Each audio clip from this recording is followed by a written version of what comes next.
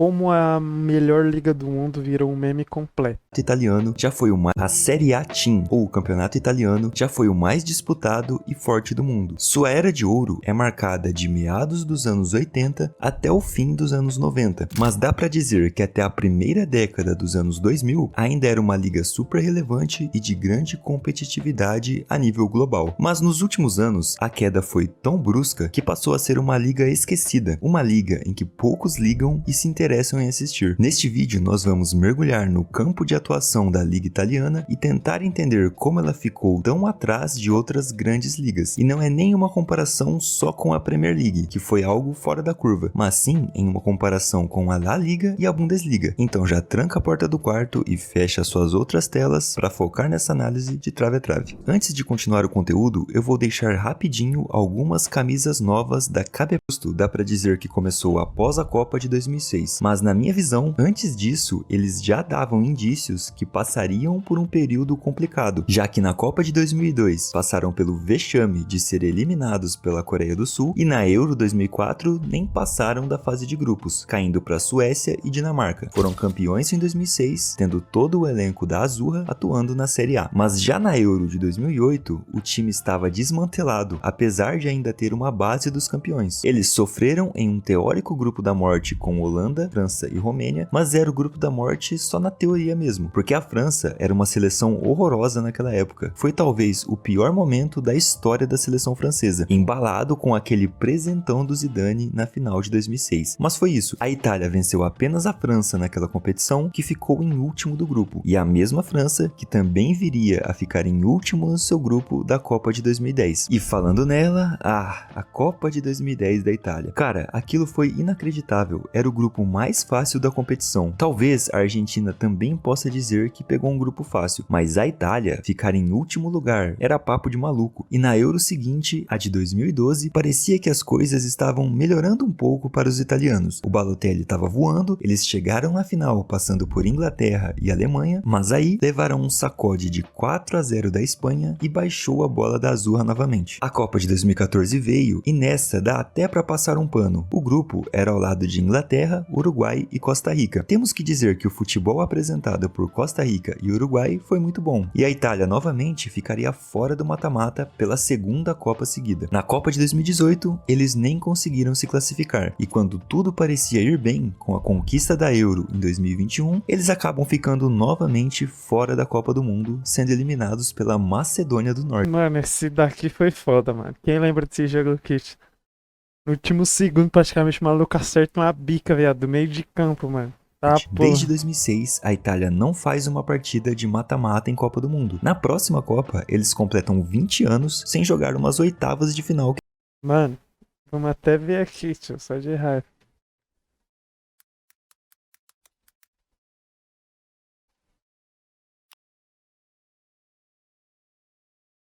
Cadê o gol? Quero ver o gol dos caras, filho.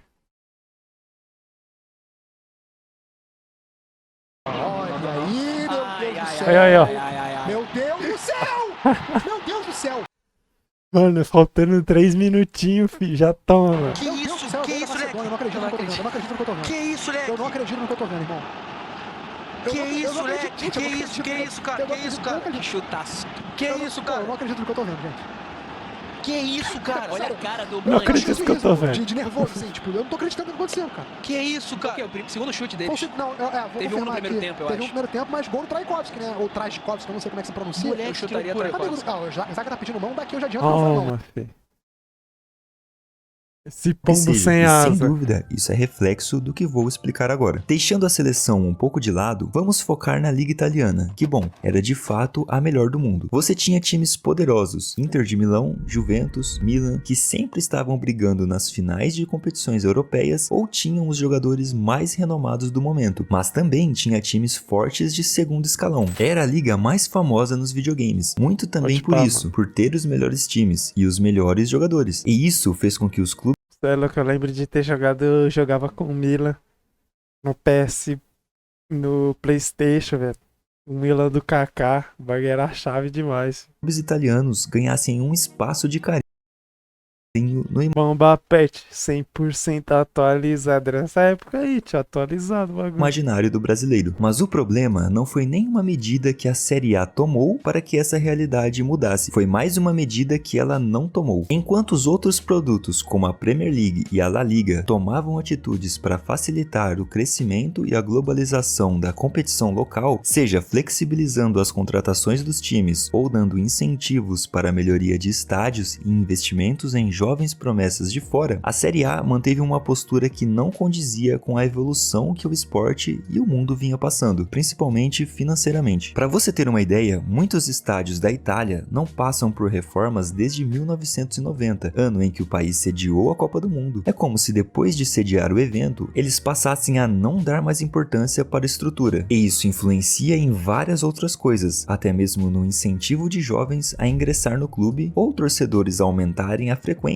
ou então, em caso de visitantes, serem atraídos para esses grandes palcos. Isso vai contra o que a La Liga vem fazendo, por exemplo. E se você não viu meu vídeo falando sobre isso, eu deixei aí no card para você dar uma olhada no plano que eles adotaram para se tornar a maior liga do mundo. Talvez você já tenha ouvido falar da Lei Beckham, que para muitos foi o facilitador para o grande salto que a Espanha deu com sua liga local. A medida era basicamente uma redução nos impostos pagos para contratar trabalhador do exterior, reduzindo em quase metade do que era cobrado anteriormente. E é claro que o nome da lei veio da contratação de Beckham pelo Real Madrid, que só foi possível, ou para ser comedido, foi impulsionada apenas por essa medida. E após Beckham foi uma chuva de contratações. Os Galácticos estavam formados e posteriormente viriam Kaká, Cristiano Ronaldo, Lasanha de Arra, enfim. A La Liga se fortalecia e conseguia manter os melhores jogadores atuando em seu país. Na Itália, os impostos ainda continuavam extremamente altos. Para você ter uma ideia, em determinado momento chegou a 48% do valor bruto. Ou seja, se o Milan, por exemplo, quisesse contratar um jogador por um salário de 10 milhões de euros, o cara ganharia aproximadamente 5 milhões e meio. E claro que isso não é atrativo para ninguém. O jogador não aceitaria isso, tendo um clube de outra liga oferecendo muito mais, e o clube também não poderia se desdobrar para oferecer mais pelo jogador e cobrir essa taxada absurda, já que com certeza seria mal visto no vestiário e seria uma prática perigosa para se adotar e deixar o mercado mal acostumado, digamos assim. E com isso, os times italianos foram se desfazendo de seus grandes jogadores, e sem o investimento correto na formação de novos talentos, tanto os clubes quanto a seleção entraram num limbo complicado de sair, e que até hoje ainda não foi possível se recuperar completamente. Além de tudo isso, também é importante citar esquemas sujos em que alguns clubes se envolveram e que certamente os deixaram para trás na corrida internacional, como já comentado aqui no canal, escândalo Calciopoli. Eu vou deixar o vídeo aí no card se você quiser conhecer um pouco mais sobre essa história, mas basicamente foi uma manipulação de resultados intermediada por dirigentes dos clubes junto a chefes do comitê de arbitragem, que culminou no rebaixamento da Juventus e na perda de pontos e vaga em competição europeia de diversos outros times, entre eles Milan, Fiorentina e Lazio. Mas quando tudo parecia caminhar para essa manutenção de uma bagunça na liga local, a Itália adotou a Lei Beckham 2.0, chamada de Decreto Crescita, que basicamente traria a mesma ideia implantada na Espanha no início dos anos 2000, a diminuição dos impostos para a contratação de trabalhadores estrangeiros. A Itália faria isso em 2019 com um pouquinho só de atraso, mas tudo bem, não dá para reclamar de um acerto, ainda mais quando isso é refletido na liga local. O poder de compra parecia ter voltado. O Milan, por exemplo, recentemente fez algumas contratações da Premier League, e você sabe como isso é difícil e o quanto os caras são inflacionados por lá. Mas com o novo decreto, os clubes podiam trazer reforços estrangeiros com mais liberdade, e Loftus-Cheek, Pulisic e Tomori chegaram ao Milan e bom, o que esse primeiro vem fazendo em Milão é brincadeira. E isso também foi refletido na competitividade. A Inter de 2023, que chegou na final contra o Manchester City, foi muito mais competitiva que a própria Inter de 2010, campeã com Mourinho, ainda que essa atual não tenha vencido. Foi uma grande campanha internacional. Todas as competições europeias tiveram representantes italianos. A Roma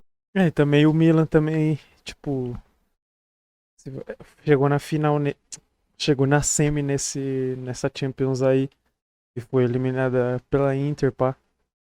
Teve até uns times bons recentemente, mas, tipo, mano, os caras foi fazer essa lei em 2019, mano. Você é louco. Foi tarde demais. Roma na Europa League e a Fiorentina na Conference. E só para você ter uma ideia, desde 2019, quando isso começou a vigorar por lá, tiveram 5 representantes italianos em finais europeias. E isso contrasta muito bem com os 10 anos anteriores a esse decreto, que só tiveram 3 representantes em finais, e apenas Juventus e Inter, que eram os com maior poder aquisitivo da época, e com um leve asterisco para Juventus, que chegou em 2 finais, mas não competiu, foi engolido por Real e Barça, e não tiveram a menor chance de ganhar. Mas esse vídeo não vai terminar de uma forma boa para você que gosta da Série A, porque em janeiro de 2024 já foi anunciado que o decreto Crescita vai cair, e os impostos vão voltar a como eram antes de 2019. Aí já Sim, era. o país retrocedeu nesse sentido, e por mais que alguns CEOs falem que isso não apenas vai voltar a liga ao patamar que estava antes, mas pode até mesmo ser uma medida que destrua o futebol italiano, o pensamento de que esse decreto deprecia o trabalhador local parece ser muito forte na mídia italiana, e muitos realmente pensam isso. E eu te pergunto, faz sentido? O futebol italiano se deteriorou mesmo antes do decreto. Não tinha revelações de grandes jogadores como antes. O investimento em estádios, estrutura e categorias de base não era realizado da forma correta. Então, como essa medida pode ter piorado isso? Estava ruim, a medida foi adotada, melhorou, foi perceptível a evolução não só na estrutura da liga de forma competitiva, mas também nos resultados obtidos, mas virou um problema porque tira espaço de italianos, que já não estavam ocupando esses espaços antes do decreto. Tem conclusões que a gente tem que forçar muito para entender como um cérebro humano chega nesse ponto. Mas por esse vídeo é isso, eu espero que você tenha Tipo, não vai ter. Não tem como ter jogador bom se os caras não faz um investimento na base, pá. Tipo, vai aparecer jogador do nada. Deixa o like, se inscreve, tropa. Cola na live aí pra nós trocar ideia. Tamo juntão. É nóis. Valeu. Falou.